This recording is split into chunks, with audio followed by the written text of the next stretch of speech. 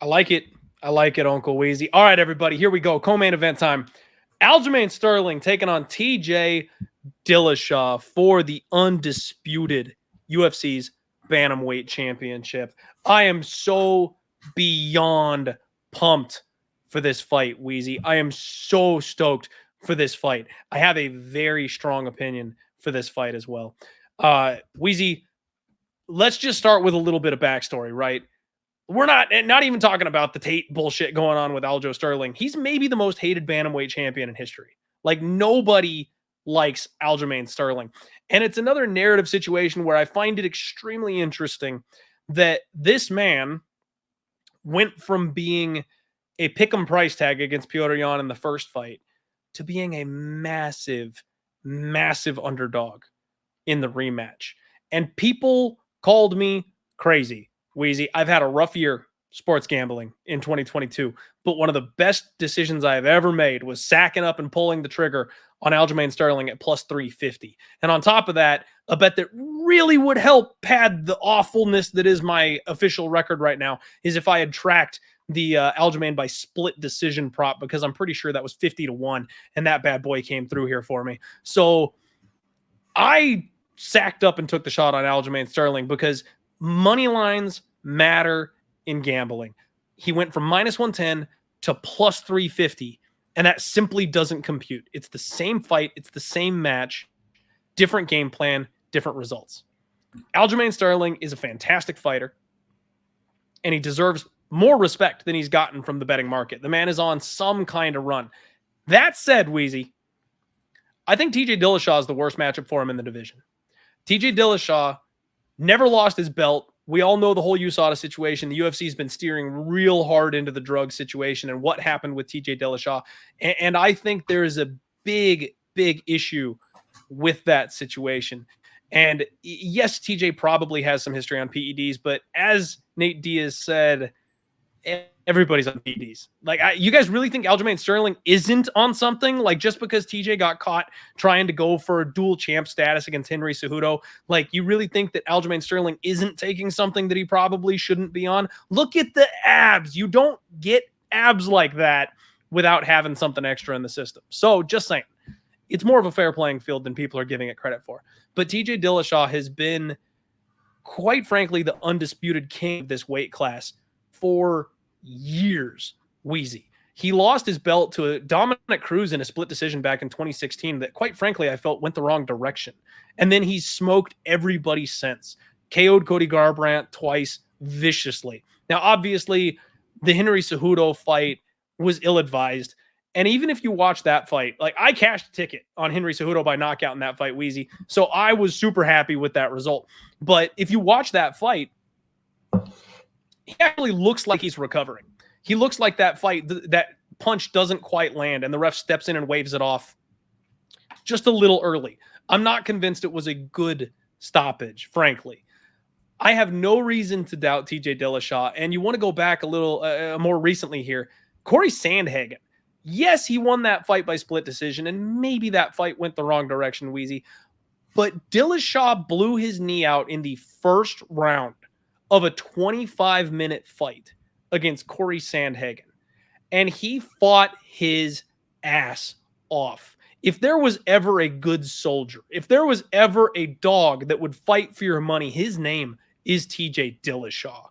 He did not quit. He did not fold. And in fact, he rocked Corey Sandhagen multiple times in that fight and managed to win a split decision, which, quite frankly, I think he earned. Like, what, even if the decision went the wrong way, like, how can you hate on that kind of an effort not getting rewarded? He ended up throwing, let me pull the numbers up here. He threw a total of 268 strikes, 110 of those being significant, and he shot 19 takedowns, Weezy. Like, that kind of output is quite simply unmatched. I think TJ Dillashaw is the returning king. I think the wrong fighter is favored. I think that his wrestling is strong enough to handle the wrestling of Aljamain Sterling. I think his striking is better than Aljamain Sterling. It's on par with Petr Yan's striking. Wrong fighter favored here. I'm big on TJ Dillashaw. 5-unit bet for me, Weezy.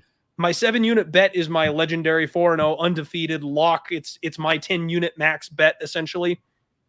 Whenever I make that same move on an underdog rather than laying it with a favorite, I've capped myself at a 5-unit max. I don't know why, for whatever reason, that's my max I go on underdogs. But I've got a 5-unit play here on TJ Dillashaw. I think that we've swung from Aljamain Sterling getting disrespected too much to Aljamain Sterling getting respected too much. And now that we've gone back the other direction, we have got value on TJ Dillashaw, who has every tool necessary to defeat this man. I'm riding to the bank with the snake. Let's go, TJ. I'm on it, and I'm on it big. I don't know what I want to do with this fight, but when I look at this fight, the statistics that stick out the most to me are as follows, right? Aljamain Sterling spending about 50% of his 211 minutes in the cage in control time positions for or against. And he's winning about 60% of those positions, right? So half the time out there at striking range, half the time in the grappling exchanges. And we know that Aljo is a better grappler than he is a striker, but a very well-rounded mixed martial artist who's great everywhere. That's why he's the champ. But here's the thing about Dillashaw, right? You got Aljamain Sterling's getting 30% control time for, and he's allowing 20%. So 1.5 to 1 ratio of control time for to control time against. TJ Dillashaw's got about 25% control time for, while Aljo's got 30% control time for.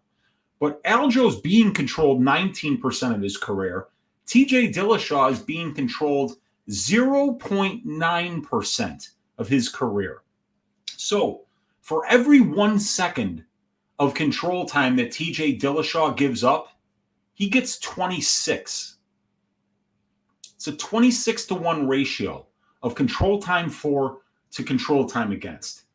TJ Dillashaw has been taken down only 5 times on 37 attempts. That's 86.5% takedown defense. He's allowing 0.35 takedowns per 15 minutes.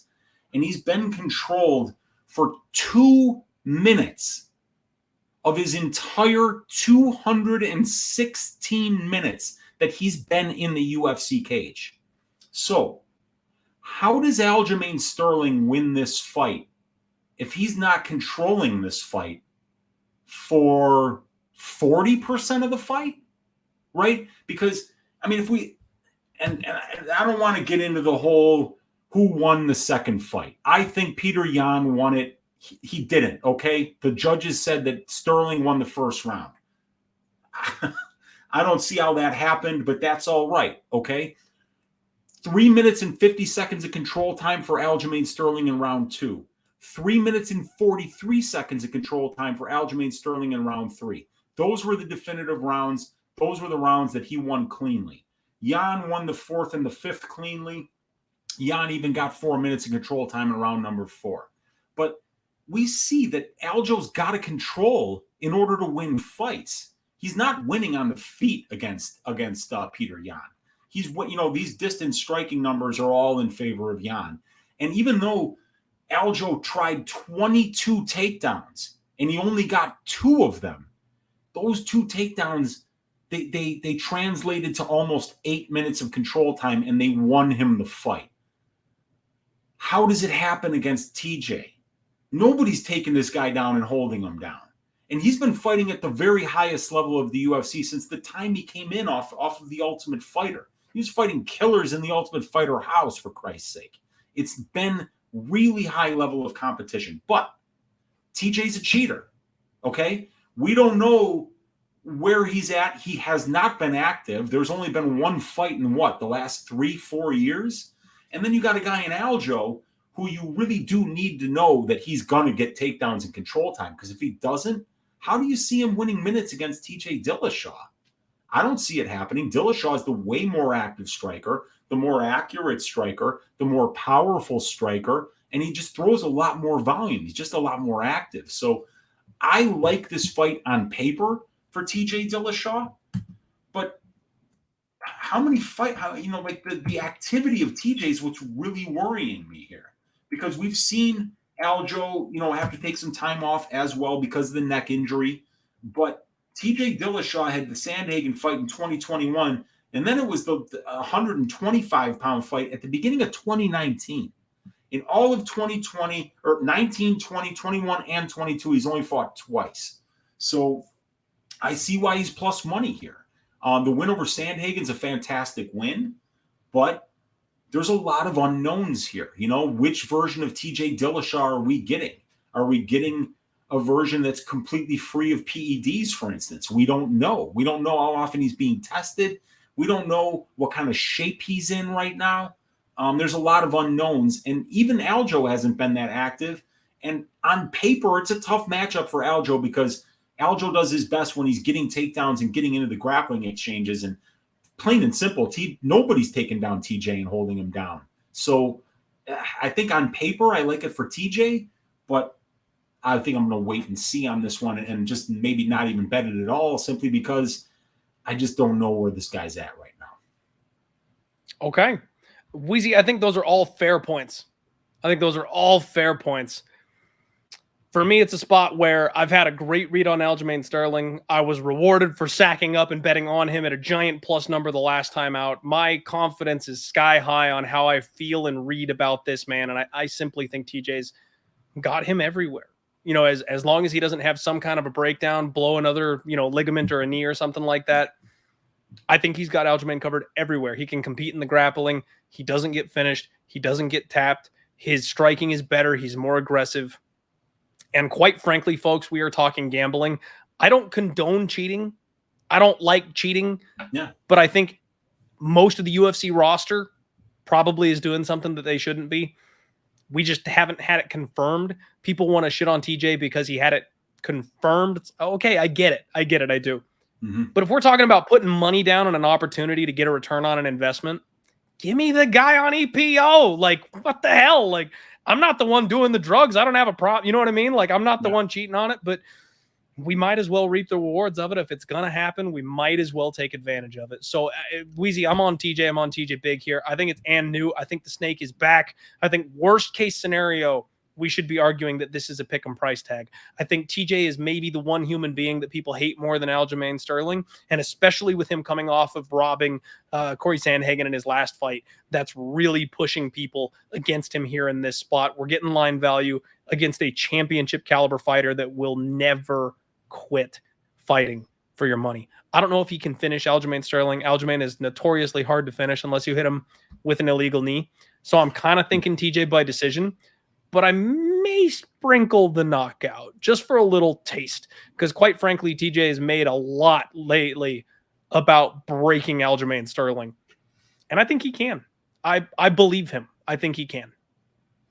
It's a hell of a fight, man. And, we haven't seen much of either of these guys lately, so I'm really looking forward to this one.